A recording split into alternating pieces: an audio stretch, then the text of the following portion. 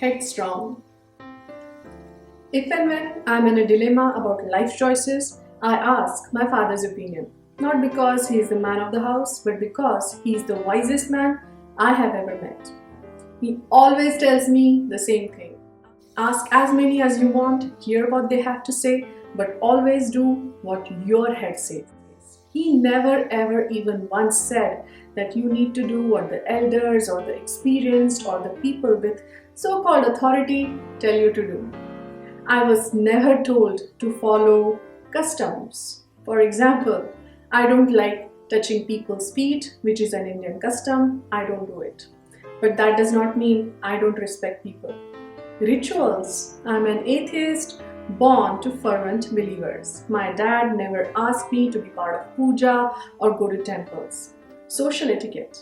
Till today, my mother asks me, oh, so and so are coming home. Do you want to meet them? If not, then go out and have a good time with your friends. Their relationships with people were never forced on me. They never told me what kind of career I should have, but always insisted on making one. My parents never asked me to learn to cook. I wasn't brought up in a rich household, but definitely with rich and modern upbringing. And I am by all means brought up with freedom of choice. And what is interesting is most women around me are brought up the exact same way. This is how today's parents are, and this is how today's daughters are brought up. And when I saw the world outside, it was a shock for me. Because that is not how women are expected to be. They are expected to be obedient, sacrificing goddesses. There are people who expect that women will behave in a certain way. They will smile, be obedient, not express their displeasures, and follow gender rules. Ladies today don't let anyone walk all over them. They know what they want and what they don't want to do with their own life. They do not give in to people's idiotic expectations and nonsense objections. These kinds of women are then termed as stubborn, headstrong. I recently read a book called Headstrong and realized that the kind of gender bias that I have faced in my life, which was in every walk of life, was nothing compared to the women of the past who were not allowed to vote, own property, get education, or to work.